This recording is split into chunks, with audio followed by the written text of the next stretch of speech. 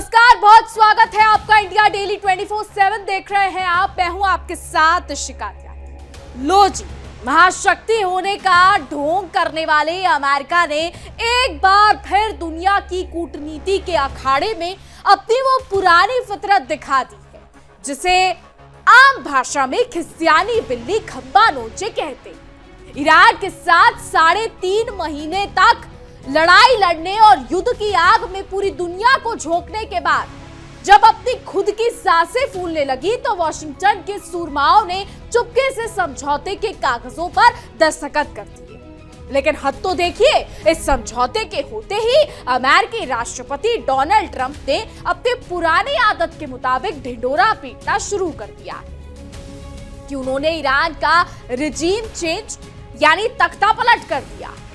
यह अमेरिका का वही पुराना और बेवकूफी भरा अंदाज है जहां अपनी नाकामी को छुपाने के लिए ख्याली पुलाव पकाए जाते हैं और पीठ पीछे से खेल करके खुद को ही शहंशाह घोषित कर दिया जाता है।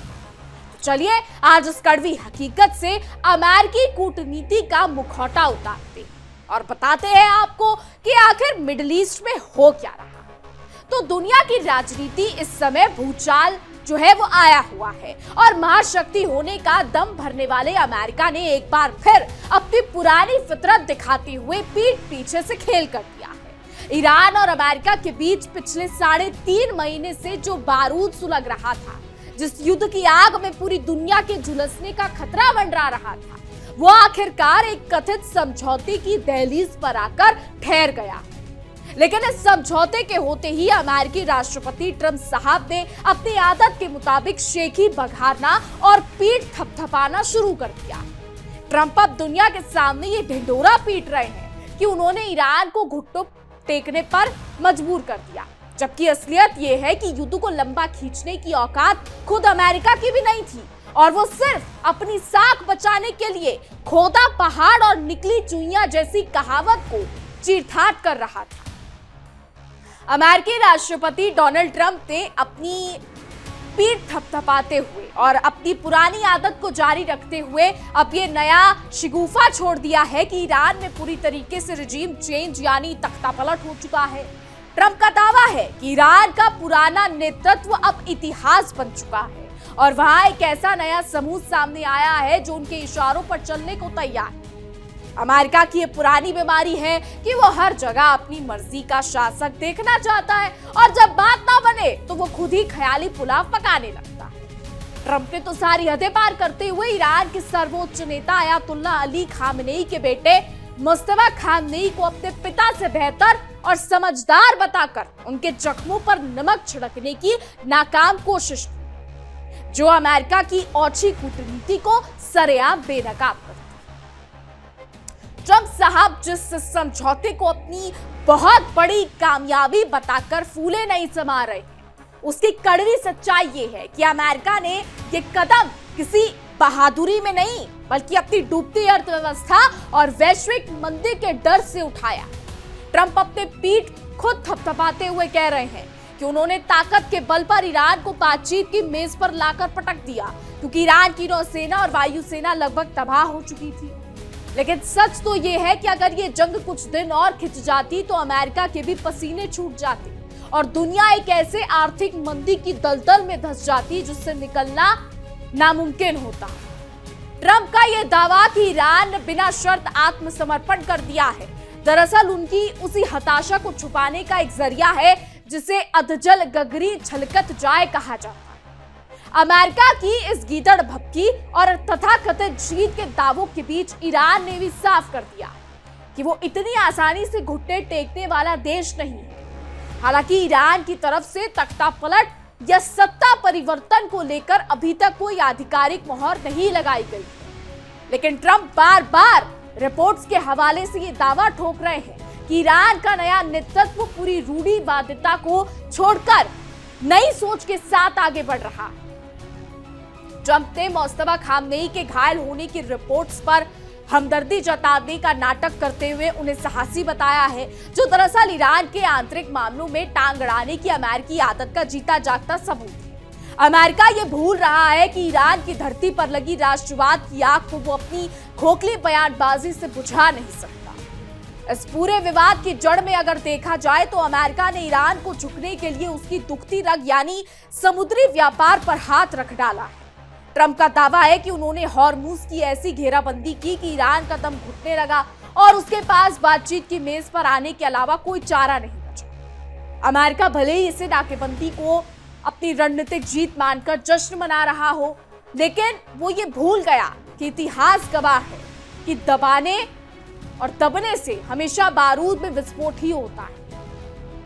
अब जबकि हॉर्मुज स्ट्रेट को फिर से खोल दिया गया है और वहां से लगभग 700 जहाजों की आवाजाही शुरू हो चुकी है, तो ट्रंप साहब इसका पूरा सहरा अपने सिर बांधने की फिराक में है, जैसे सारा संसार उन्हीं के इशारे पर चल रहा है।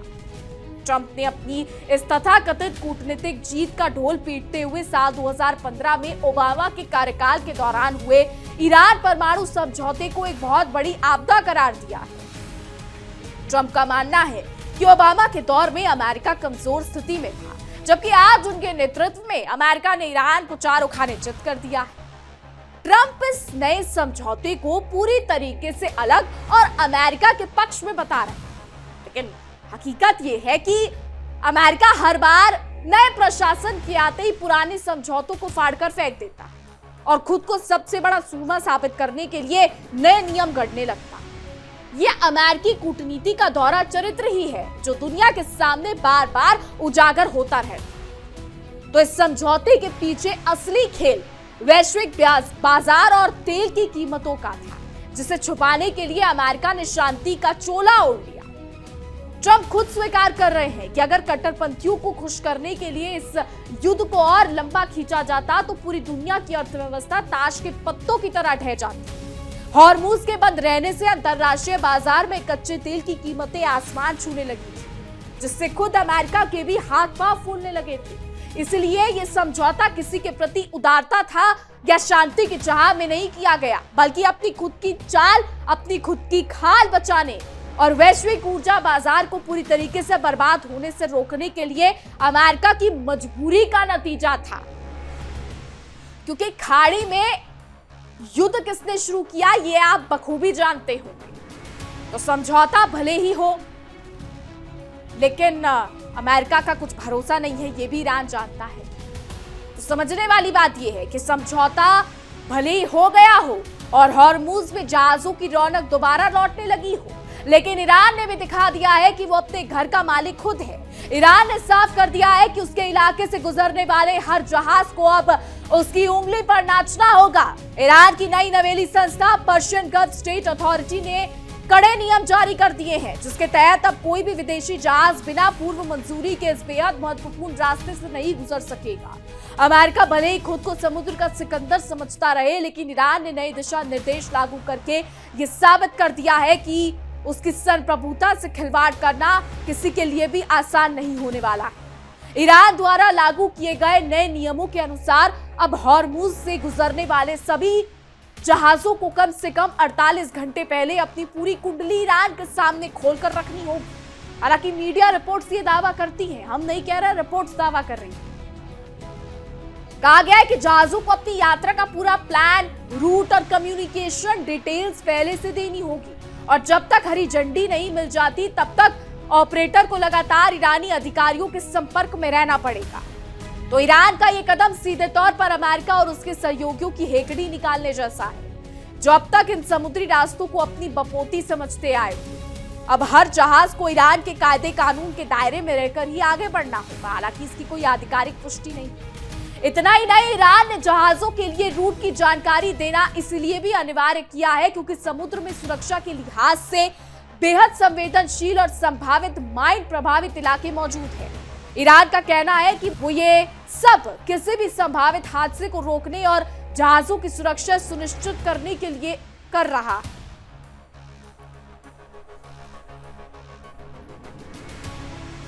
लेकिन इसके पीछे की कूटनीति बिल्कुल साफ है कि ईरान अब पूरे समुद्री मार्ग पर अपनी पकड़ को पहले से कई ज्यादा मजबूत कर चुका है। पर्शियन गल्फ स्टेट अथॉरिटी ने दो टूक शब्दों में चेतावनी भी देती है कि अगर किसी जहाज ने इन नियमों की अनदेखी की या आनाकानी की तो भुगतने के लिए जहाज का मालिक खुद जिम्मेदार होगा। इस तनातनी के बीच ईरान ने वैश्विक व्यापार को पटरी पर लाने के लिए एक बड़ा दांव भी खेला है, जिसने अमेरिका के दावों की हवा निकाल दी है। समझौते के तहत तय की गई 60 दिनों की शुरुआती अवधि में हॉर्मुज से गुजरने वाले जहाजों से किसी भी तरीके का ट्रांजिट शुल्क, सुरक्षा, टैक्स, पर्यावरण संरक्षण या बीमा फीस नहीं ली जाएगी। इस पूरी सेवा का भारी भरकम खर्च खुद ईरानी सरकार अपनी जेब से उठाएगी, ताकि दुनिया का व्यापार फिर से रफ्तार पकड़ सके।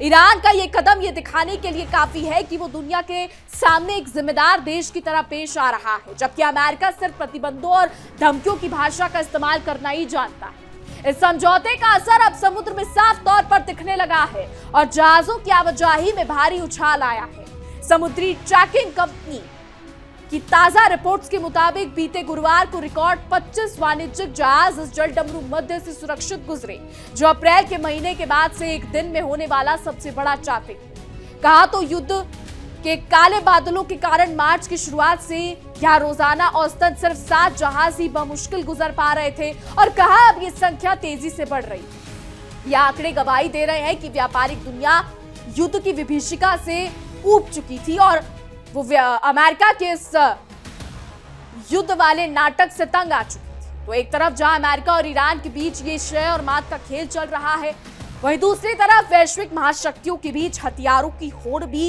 एक नए और खतरनाक मुकाम पर पहुंच चुकी है। जी हाँ, रिपोर्ट्स ये दावा कर रही हैं। रिपोर्ट्स के मुताबिक रूस ने अपने सबसे घातक T-90M टैंकों के उत्पादन को रिकॉर्ड स्तर तक बढ़ाकर दुनिया की नींद उड़ा दी है। जो रूस साल 2020 और 2021 में हर साल बमुश्किल 90 से 110 टैंकों का निर्माण कर पाता था, उसने साल 2024 आते आते अपनी इसी ताकत को 280 से 300 टैंकों तक पहुंचा दिया है। इंटेलिजेंस टीम के आकलन के अनुसार रूस अब हर साल 1000 T-90 यानी T-90M टैंकों का धड़ल्ले से उत्पादन कर रहा है, जो पश्चिमी देशों के माथे पर चिंता की लकीरें खींचने के लिए काफी। रूस का इरादा साफ है कि वो साल 2035 तक पहले 3000 अत्याधुनिक टैंकों के विशाल स्तर को हासिल करना चाहता है, ताकि जमीनी जंग में उसका कोई दुश्मन ना बच पाए। हालांकि रूस की सैन्य कामयाबी पर पश्चिमी मीडिया और अमेरिकी थिंक टैंक लगातार सवाल भी उठा रहे हैं।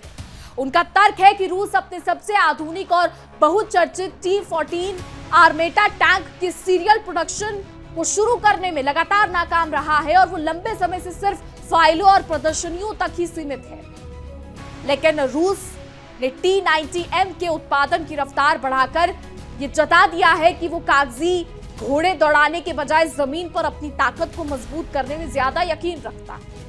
तकनीकी तौर पर देखा जाए तो रूस का ये T-90M टैंक असल में उसके पुराने और भरोसेमंद T-72 टैंक का ही एक बेहद अपग्रेडेड और सुधरा हुआ रूप है, जो पहली बार साल 1973 में सोवियत सेना का हिस्सा बना था। इसके विपरीत T-14 आर्मेटा एक बिल्कुल नए सिरे से तैयार किया गया क्लीन स्ट्रिट डिजाइन है, जिसे भविष्य के डिजिटल और आधुनिक युद्धों को ध्यान में रखकर बनाया गया। आर्माटा टैंक की सबसे बड़ी खासियत इसका बिना पायलट वाला टरेट और बेहद सुरक्षित आर्मडे क्रू कैप्सूल है, जो किसी भी भीषण हमले या धमाके के वक्त उसके अंदर बैठे चालकों की जान हर हाल में बचा सकता है। इस टैंक में चालक दल टरेट के भीतर नहीं बल्कि एक अलग और अभेद्य बख्तरबंद कंपार्टमेंट में बैठता है। बता दें कि रूस का ये आधुनिक टरेट वर्तमान में इस्तेमाल हो रहे बाकी तमाम रूसी टैंकों की तुलना में काफी हल्का और फुर्तीला है, जो इसे जंग के मैदान में गजब की रफ्तार देता है। इस टैंक की सुरक्षा प्रणाली इतनी तगड़ी है कि इसमें कंपोजिट आर्मर और एक्सप्लोसिव रिएक्टिव आर्मर के साथ साथ अफगानित एक्टिव प्रोटेक्शन सिस्टम को भी जोड़ा गया है। ये सिस्टम टैंक को एक ऐसे हार्ड किल सुरक्षा क्षमता प्रदान करता है जो दुश्मन के वार को हवा में ही नेस्तनाबूद कर देती है। T-14 आर्माटा एक ऐसी बहुस्तरीय सुरक्षा अवधारणा पर काम करता है जिसमें निष्क्रिय सुरक्षा से लेकर इलेक्ट्रॉनिक काउंटर मेजर और स्मोक लॉन्चरों को एक साथ मिलाकर एक अभेद्य किला बना दिया गया। इस आधुनिक लेयर्ड अप्रोच का मुख्य काम टैंक को न सिर्फ दुश्मन की नजरों से बचाना है, बल्कि इस पर दागी गई मिसाइलों के गाइडेंस सिस्टम को पूरी तरीके से भ्रमित और डिस्टर्ब कर देना भी है। अगर दुश्मन की कोई मिसाइल इस चक्रव्यूह को भेदकर टैंक के बिल्कुल करीब भी पहुंच जाए तो इसमें इस घातक गोले को रास्ते में ही इंटरसेप्ट करके उड़ा देने के पुख्ता इंतजाम मौजूद है। और अगर इसके बाद भी कोई प्रोजेक्टाइल सीधे टैंक की बॉडी से टकराता है तो ये टैंक तो आर्माटा में उस विनाशकारी प्रहार को झेलने और रोकने की भी अद्भुत क्षमता है। बता दें, टैंक डिजाइनिंग का ये आधुनिक चलन पुराने T-90M टैंक की पारंपरिक सुरक्षा की तुलना में एक बहुत बड़ी तकनीकी छलांग माना जा रहा है। रूसी इंजीनियरों और डिजाइनरों ने T-14 आर्माटा के ढांचे को कुछ इस तरीके से ढाला है कि रडार की पकड़ में आसानी से ना आ सके। इसके एंगुलर आर्मर शेपिंग, अत्याधुनिक हीट मैनेजमेंट सिस्टम और इंजन के चारों तरफ की गई विशेष शील्डिंग की वजह से इस टैंक का रडार, इंफ्रारेड और विजुअल सिग्नेचर बेहद कम हो जाता है। इसका सीधा सा मतलब यह है कि जंग के मैदान में दुश्मन के थर्मल इमेजिंग उपकरण भी इस टैंक को आसानी से नहीं ढूंढ पाएंगे और इसकी कम रडार के कारण गाइडेड हथियारों से इस पर सटीक निशाना लगाना लोहे के चने चबाने जैसा साबित होगा। तो निश्चित रूप से आज की तारीख में अमेरिका और पश्चिमी देश भले ही प्रतिबंधों की घुड़की देकर दुनिया को डराने की कोशिश कर रहे हो, लेकिन जमीनी हकीकत कुछ और ही कहानी बयां कर रही है। ईरान ने जहां हॉर्मुज़ में कड़े नियम लागू करके अमेरिकी दादागिरी को ठेंगा दिखा दिया है, वहीं रूस ने अपने टैंकरों के उत्पादनों को रिकॉर्ड स्तर पर ले जाकर ये साफ कर दिया है कि वो किसी भी मोर्चे पर पीछे हटने वाला नहीं। अमेरिका की रस्सी जल गई पर बल नहीं गया वाली कहावत ट्रंप के बयानों पर बिल्कुल सटीक बैठती है, जो अपनी कमजोरियों को छिपाने के लिए ईरान में जबरन तख्तापलट की झूठी कहानियां गढ़ रहे हैं। आखिर में यही कहा जा सकता है कि अमेरिका और ईरान का ये 3.5 महीने का तनाव भले ही कागजों पर शांति और शांत होता दिख रहा हो, लेकिन पर्दे के पीछे की जंग अभी खत्म नहीं हुई है। 60 दिनों की ये बातचीत का दौर आने वाले समय की नई दिशा तय करेगा, लेकिन ये तो साफ है कि अब दुनिया अमेरिका के एक तरफा फैसले के आगे झुकने को तैयार है। वैश्विक राजनीति के इस बिसात पर शय और मात का खेल आने वाले दिनों में क्या नया मोड़ लेता है और रूस, ईरान जैसे देश मिलकर अमेरिका के साम्राज्यवादी घमंड को कैसे चकनाचूर करते हैं, इस पर पूरी दुनिया की नजर टिकी रही। क्योंकि अगर अमेरिका की इस पूरी कूटनीति को अगर करीब से देखा जाए तो ये साफ हो जाता है कि वो चित भी मेरी पट भी मेरी वाली नीति पर चल रहा है। ट्रंप जिस ईरान को पूरी तरीके से बर्बाद करने का दावा कर रहे थे, आज उसी ईरान के सामने 60 दिनों की मोहलत की भीख मांग रहे हैं ताकि अंतिम समझौता का कोई रास्ता निकल सके। ये 60 दिनों की अवधि दरअसल अमेरिका के लिए अपनी साख बचाने की एक कूटनीतिक खिड़की है, क्योंकि वो भी जानता है कि अगर ईरान ने बातचीत का दरवाजा हमेशा के लिए बंद कर दिया तो मध्य पूर्व में अमेरिका का बचा कुचा वजूद भी ताज के पत्तों की तरह बिखर जाएगा। अमेरिका अपनी जनता को ये समझाने में लगा है कि उसने ईरान को झुका दिया, लेकिन हकीकत यह है कि वो खुद इस दलदल से बाहर निकलने का रास्ता नहीं ढूंढ पा रहा था। ट्रंप प्रशासन की इस हड़बड़ाहट के पीछे सबसे बड़ा कारण यह है कि ईरान का परमाणु कार्यक्रम अब उस मुकाम पर पहुंच चुका है जहां से उसे सिर्फ प्रतिबंधों के दम पर पीछे नहीं धकेला जा सकता। अमेरिका ने सालों तक ईरान पर तरह तरह के आर्थिक प्रतिबंध लगाए, उसकी कमर तोड़ने की कोशिश की, लेकिन ईरान मर्ज बढ़ता गया और दवा वाली कहावत ईरान यहां पर चीरधार करता गया। अपने सिरे से परमाणु वार्ताओं का रास्ता तैयार करने की बात कहकर अमेरिका दरअसल अपनी पुरानी गलतियों पर पर्दा डालने की कोशिश कर रहा है। वो दुनिया को ये दिखाना चाहता है कि वो परमाणु हथियारों की होड़ को रोक रहा है, जबकि असल में वो ईरान की परमाणु ताकत के आगे बेबस नजर आ रहा है। राजनीतिक गलियारों से आ रही रिपोर्ट्स साफ इशारा करती हैं कि इस समझौते में कई ऐसे अहम और पेचीदा मुद्दे हैं जिन पर दोनों देशों के बीच अभी भी सहमति की दूर दूर तक कोई गुंजाइश नहीं दिख रही है। ट्रंप भले ही इसे अमेरिका के लिए एक ऐतिहासिक जीत बता रहे हैं, लेकिन कूटनीतिक एक्सपर्ट्स का मानना है कि यह समझौता एक कच्चे धागे से बंधा हुआ है जो कभी भी टूट सकता है। अमेरिका चाहता है कि ईरान अपने मिसाइल कार्यक्रम पूरी तरीके से रोक लगा दे, जबकि ईरान अपनी सुरक्षा संप्रभुता से 1 इंच भी समझौता करने को तैयार नहीं। ऐसे में यह तथाकथित समझौता सिर्फ एक राजनीतिक छलावा है जिसका इस्तेमाल ट्रंप अपनी घरेलू राजनीति को चमकाने के लिए कर रहे हैं। तो ट्रंप ने अपने बयानों में यह दावा भी कर दिया है कि ईरान की वायुसेना और नौसेना लगभग खत्म हो चुकी है, इसलिए उसे बातचीत की मेज पर आना पड़ा। लेकिन अमेरिका की इस शेखीबाजी पर हंसी आना लाजमी है, क्योंकि अगर ईरान की सेना इतनी ही कमजोर थी तो अमेरिका को 3.5 महीने तक अपनी पूरी ताकत झोंकने की क्या जरूरत थी। अमेरिका की ये पुरानी फितरत रही है कि वो कागजी शेर बनकर दूसरों को डराता है, लेकिन जब सामने से बराबर की टक्कर मिलती है तो वो समझौते का सफेद झंडा लहराने लगता है। ईरान की नौसेना ने जिस तरह हॉर्मुज में अमेरिकी जहाजों की नाक में दम कर रखा था, उसने पेंटागन के बड़े बड़े रणनीतिकारों के पसीने छुड़वा दिए। ईरान में कथित तख्ता पलट और रिजीम चेंज का जो राग ट्रंप अलाप रहे हैं, उसकी पोल खुद ईरान के जमीनी हालात खोल रहे हैं। ईरान की ओर से इस तरीके के किसी भी बदलाव की आधिकारिक पुष्टि ना होना यह साबित करता है कि ट्रंप सिर्फ अफवाहों के बाजार को गर्म करके अपनी कूटनीतिक नाकामी को छुपाना चाहते हैं। ट्रंप का यह कहना कि वहां अब तीसरा समूह आ गया है जो पहले से ज्यादा समझदार है, दरअसल ईरान के भीतर फूट डालने की एक नाकाम अमेरिकी साजिश का हिस्सा है। अमेरिका हमेशा से फूट डालो और राज करो की नीति पर चलता आया है, लेकिन ईरान के नेतृत्व ने बार बार यह साबित किया है कि बाहरी दबाव के सामने वो सब एक सुर में बात करते हैं। मुस्तफा खामनेई की तारीफ में ट्रंप के कसीदे पढ़ना भी इसी रणनीति का एक हिस्सा है, जहां वो ईरान के आंतरिक नेतृत्व में दरार पैदा करने की कोशिश कर रहे हैं। ट्रंप का यह कहना कि मुस्तफा अपने पिता से अलग और बेहतर सोच वाले व्यक्ति हैं, दरअसल एक तरीके का कूटनीतिक जाल है जिसमें ईरान को फंसाने की कोशिश की जा रही है। लेकिन अमेरिका ये भूल जाता है कि ईरान का नेतृत्व पश्चिमी देशों की इस चालबाजी को बहुत अच्छी तरीके से समझता है। ट्रंप भले ही मुस्तफा के साहस की दुहाई दे, लेकिन ईरान की जनता और वहां का प्रशासन अच्छी तरीके से जानता है कि अमेरिका की मीठी जुबान के पीछे हमेशा एक खंजर छुपा हुआ होता है। ईरान बखूबी अमेरिका को समझ गया है कि आखिर अमेरिका क्या चाल चलने की कोशिश करता है। तो एक तरफ ईरान है और इधर समुद्र में ईरान ने अपनी नई संस्था पर्शियन गल्फ स्ट्रेट अथॉरिटी के जरिए जो चक्रव्यूह रचा है, उसने अमेरिकी जहाजों की हेकड़ी को पूरी तरीके से मटियामेट कर दिया है। 48 घंटे पहले ट्रांजिट रिक्वेस्ट दाखिल करने का नियम बनाकर ईरान ने यह जता दिया है कि समुद्री रास्ते का असली सुल्तान कौन है। अब अमेरिकी नौसेना हो या कोई वाणिज्यिक जहाज, सबको ईरान के आगे अर्जी लगानी ही होगी।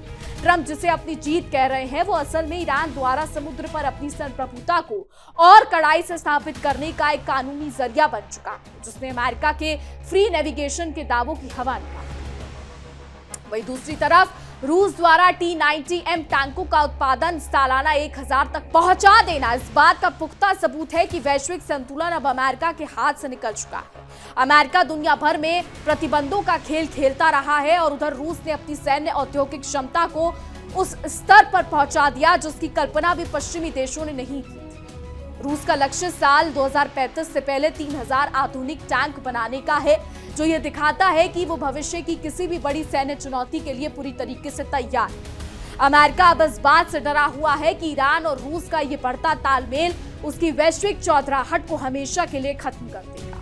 अब इस पूरे घटनाक्रम का निचोड़ यही है कि महाशक्ति होने का अमेरिका का घमंड अब धीरे धीरे चकनाचूर हो रहा है, चाहे वो ईरान के समुद्र में उसकी शर्तों के आगे झुकना हो या रूस की सैन्य ताकत के बढ़ते ग्राफ को बेबसी से दिखाना हो। अमेरिका हर मोर्चे पर घिरता नजर आ रहा है। ट्रंप की तीखी बयानबाजी और खोखले दावे दरअसल उनकी इसी घबराहट को छुपाने का एक नाकाम प्रयास है। दुनिया अब एक ऐसे बहुध्रुवीय दौर में प्रवेश कर चुकी है जहां किसी एक देश की दादागिरी नहीं चलेगी और अमेरिका को बहुत जल्द ये कड़वी हकीकत स्वीकार करनी ही होगी कि अब उसकी धमकियों से दुनिया डरने वाली है। तो अब आगे देखना होगा कि क्या होता है। फिलहाल हमारी आज की रिपोर्ट में बस इतना ही। तमाम खबरों के लिए देखते रहिए इंडिया डेली 24/7।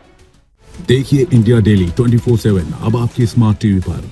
इंडिया डेली मौजूद है सभी डिजिटल प्लेटफॉर्म पर लाइव और लगातार। इंडिया डेली 24/7 हर दिन राष्ट्र को समर्पित।